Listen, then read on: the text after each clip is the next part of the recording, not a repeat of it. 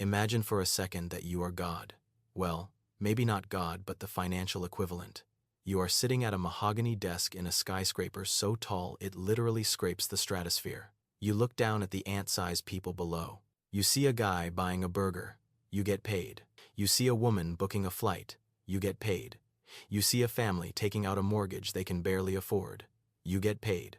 Now, imagine that you own the bank giving the loan, the construction company building the house, the energy company heating it, and the media company telling them to be afraid of the weather. It sounds like a dystopian sci-fi plot, doesn't it? Like something out of Cyberpunk 2077 or a paranoid fever dream. But here is the cold, hard, terrifying statistic. Just two firms manage nearly $20 trillion in assets.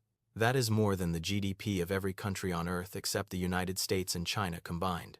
If these two companies were a country, they would be the third largest superpower in the world. They aren't a government. They aren't a royal family. They are BlackRock and Vanguard. And the question isn't whether they own the world. The question is, do they own you? Buckle up. We are about to follow the money all the way to the top. Let's start with the illusion of consumer choice. You know that feeling when you walk into a massive supermarket? The fluorescent lights are humming, that low-frequency buzz that makes you slightly dissociate. You are surrounded by distinct colors, logos, and choices. You walk down the beverage aisle, and it looks like a battlefield. On one side, you have the red team, Coca-Cola, the Titan. They've got the polar bears and Santa Claus. On the other side, the blue team, PepsiCo, the challenger. They've got the Super Bowl halftime shows and the edgy celebrity endorsements. For decades, we have been told this is the ultimate rivalry. It is the Cola Wars. You are either a Coke person or a Pepsi person. But here is the punchline that nobody tells you in business school. The war is fake. It is professional wrestling. It is scripted. Because when you peel back the label and look at the ownership of these two mortal enemies, you find the exact same names at the top of the list. If you pull up the institutional ownership for Coca-Cola, who is the top shareholder? It is almost always the Vanguard Group sitting right at the top, holding around 8 to 9%. Right behind them, BlackRock. Now, let's drive over to PepsiCo. Surely the owners of Coke wouldn't fund the enemy, right? Wrong. You look at Pepsi's top shareholders, and guess who is staring right back at you? Vanguard and BlackRock. They own the exact same percentage of Pepsi as they do Coke. So, picture this scenario. You are the CEO of BlackRock, Larry Fink. Do you care if a customer buys a can of Coke or a can of Pepsi? No, you absolutely do not care. If Coke wins, you get paid. If Pepsi wins, you get paid. If they both raise prices in perfect synchronization because of inflation, air quotes heavily implied, you get paid double. This is what economists call common ownership. It completely breaks the fundamental rule of capitalism. Capitalism is supposed to be about competition. Competition drives prices down and quality up because companies are terrified of losing you to the other guy. But if the other guy is owned by the same boss, the terror vanishes. It is like playing a game of chess against yourself. You can make it look exciting for the spectators, but ultimately, you decide who wins. Or more likely, you decide to make the game a draw, so both sides keep generating revenue forever. And this isn't just about fizzy sugar water. This illusion of choice is a matrix that has been pulled over your eyes. You hate United Airlines because they lost your luggage, so you vow to fly Delta. You think you are voting with your wallet, but BlackRock and Vanguard are the top two shareholders of United and Delta and American and Southwest. This is why your legroom is shrinking. This is why prices are identical. Why should they compete to make you happy? Who are they afraid of? The owners don't want United to destroy American Airlines. They want both of them to squeeze you for every dime you have. If United starts a price war to undercut American, that hurts the profits of American. Since BlackRock owns both, a price war is just BlackRock shooting itself in the left foot. It makes zero financial sense. So, we get peace. But for the consumer, corporate peace looks a lot like price fixing. The illusion of choice is the first pill you have to swallow to understand how the world works. But to understand how we got here, we have to look at the man behind the curtain. The man who arguably has more power than the President of the United States. His name is Larry Fink, the King of Wall Street. And unlike Elon Musk or Jeff Bezos, he doesn't want to be famous. He wants to be invisible. If you walked past Lawrence D. Fink on the street, you probably wouldn't look twice. He looks like a retired dentist or a high school history teacher. But make no mistake, this man is the closest thing we have to a modern-day emperor of Rome. While Elon Musk is tweeting memes, Larry Fink is quietly moving the chess pieces that decide the fate of nations. But he didn't start as a king. His story begins with one of the most embarrassing failures in Wall Street history. Back in 1986, Larry was a young superstar at First Boston. He was untouchable until he wasn't. In a single quarter, his department lost $100 million because he bet the wrong way on interest rates. He was humiliated. He was forced out. But Larry didn't retire. He got obsessive. He realized that the entire financial system was flying blind. So, he decided to build a machine that would effortlessly calculate risk. He wanted to build a shield to ensure he never lost again. That machine became BlackRock. The moment Larry truly ascended was the 2008 financial crisis. The global economy was melting down. The US government was terrified. They had trillions of dollars in toxic assets and no idea how to fix it. Who did they call? They didn't call Goldman Sachs or JP Morgan. They caused the mess. They called Larry. The US government hired BlackRock to clean up the crash. Suddenly, the guy who was fired for losing money was in charge of managing the assets of the United States of America. Today, Larry manages the pension funds of the teachers, firemen, and police officers of half the Western world. And he does it using something you need to know about, a technology called Aladdin. If Larry Fink is the king, Aladdin is the all-seeing eye of Sauron. Physically, it lives in a fortress of servers in Washington state. Digitally, it lives everywhere. Aladdin doesn't just manage BlackRock's $10 trillion. It acts as the central nervous system for over $21 trillion in assets. It monitors nearly 10% of the world's financial assets. Here is where it gets terrifying. BlackRock rents Aladdin out to everyone. Vanguard uses it. State Street uses it. Apple, Microsoft, and Google use it to manage their cash. Even the pension fund for California teachers uses it. So, picture this. You have the biggest banks, insurers, and asset managers all sitting in a circle. They are supposed to be competitors, but they are all looking at the exact same screen, using the exact same data, relying on the exact same risk models. If Aladdin says sell, they all sell. If Aladdin says buy, they all buy. The market isn't a chaotic ocean of human decisions anymore. It is a synchronized swimming routine choreographed by one computer program. You are playing checkers. Aladdin is playing 4D chess in the future. And while BlackRock controls the software, they are also coming for the hardware. Specifically, the hardware you live in. It is the American dream, right? You work hard, save money, and buy a home with a white picket fence. But have you tried to buy a house lately? You go to an open house. The place is a dump. The asking price is $450,000.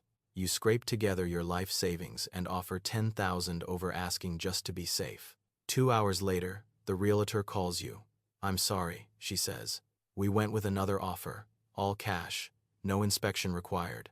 Who has that kind of cash? Was it a drug lord? No. It was a pension fund from Ohio managed by a private equity firm funded by BlackRock and Vanguard. Welcome to the housing market heist. For decades, big investors stayed away from houses. It was too messy, but algorithms like Aladdin changed that. Now, they are buying entire neighborhoods. In places like Atlanta, Phoenix, and Charlotte, institutional investors have bought up to 30% of homes sold in certain zip codes. Invitation Homes, a company deeply connected to this ecosystem, owns over 80,000 single-family homes. 80,000. Imagine a city where every single house is owned by one landlord. Why? Because rent is the ultimate subscription service. People might stop buying iPhones, but they will never stop needing a roof over their heads. When Wall Street buys Main Street, they crowd you out. You cannot compete with a $10 trillion fund. This pushes home prices into the stratosphere and turns a generation of potential homeowners into permanent renters. And guess who you are renting from? The same people who own the bank that denied your mortgage. It is a transfer of wealth on a massive scale. It is the end of the ownership society and the birth of the renter society. You will own nothing. and you will pay a monthly fee to Vanguard for the privilege of existing in a house that used to belong to a family. But if you think their control over your physical space is scary, wait until you see how they control what you think, because the next stop on our tour is the one industry that is supposed to hold power to account, but has been bought and paid for. You turn on the TV. On Channel 4, a frantic anchor screams that the left is destroying America. You switch to Channel 40, and a pundit warns that the right is destroying democracy. It feels like a war. You pick a side. You get angry. But let me ask you, who signs the paychecks? Back in 1983, 50 corporations controlled 90% of American media. Today, that number is 6. Disney, Comcast, Warner Brothers, Paramount, News Corp, and Sony. And if you pull the filings for these titans, you see a boringly predictable pattern. Who owns Fox News? BlackRock and Vanguard. Who owns CNN? BlackRock and Vanguard. Why would they own both sides of a screaming match? Because conflict sells. If news were boring, nobody would watch. But if they can terrify you and tribalize you, you stay glued to the screen. And who buys the ads? The other companies owned by BlackRock and Vanguard. It is a closed ecosystem of outrage. And speaking of ads, turn on any channel and wait for the break. Ask your doctor about Ozempic. The US is one of only 2 countries that allows Big Pharma to advertise directly to you. Who owns Pfizer, Johnson & Johnson, and Moderna? You guessed it, the twins. Trace the circle of cash during the pandemic. The government used your tax money to buy vaccines from Pfizer. Pfizer's stock exploded. BlackRock got richer. And who managed the bailout? BlackRock. They profit from the poison, and they profit from the cure. If Coca-Cola gives you diabetes, you buy insulin from Eli Lilly. BlackRock owns both. They want you just sick enough to be dependent, but alive enough to keep working. And how do they enforce this? How do they make companies play along? They use a weapon called ESG, environmental, social, and governance. On the surface, it sounds like a warm hug. Who hates the environment? But in reality, it is a protection racket. BlackRock assigns an ESG score to companies. If a CEO refuses to push the approved political agenda, their score crashes. Capital is cut off. This is why you see companies alienating their own customers to push woke policies. They aren't selling beer or movies to you. They are selling their ESG score to Larry Fink. It allows them to bypass democracy. They don't need Congress to pass a law. They just threaten to bankrupt any company that disobeys. And if soft power doesn't work, there is always hard power. War. For soldiers, war is hell. For BlackRock, war is a growth industry. Who owns Lockheed Martin, Raytheon, and Boeing? The same people. Every time a missile is fired in Eastern Europe or the Middle East, their defense portfolios skyrocket. World peace is bad for business. Conflict keeps the dividends flowing. And because of the revolving door, where BlackRock executives leave to work in the White House and White House officials leave to work for BlackRock, the policy is practically guaranteed to favor the portfolio. We have arrived at the bottom of the rabbit hole. We have traced the money from your pocket to the corporations, and from the corporations to the giants. But who owns the giants? Vanguard owns the biggest chunk of BlackRock. And Vanguard? It is a mutual company, owned by its own funds, which are invested in by BlackRock. It is a circle, a snake eating its own tail. There is no Mr. Burns at the top, just a self-reinforcing algorithm of capital that owns itself. And their end game is clear. The World Economic Forum called it, "You will own nothing, and you will be happy." This isn't a theory, it's a business plan. They are buying the houses so you rent. They are funding Uber so you don't buy cars. They convert everything into a subscription. Because if you own nothing, you have no power.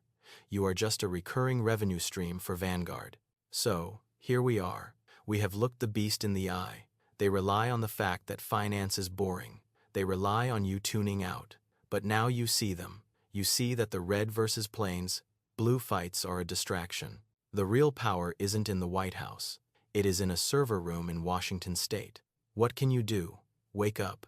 Check your 401k. Are you funding the people betting against you?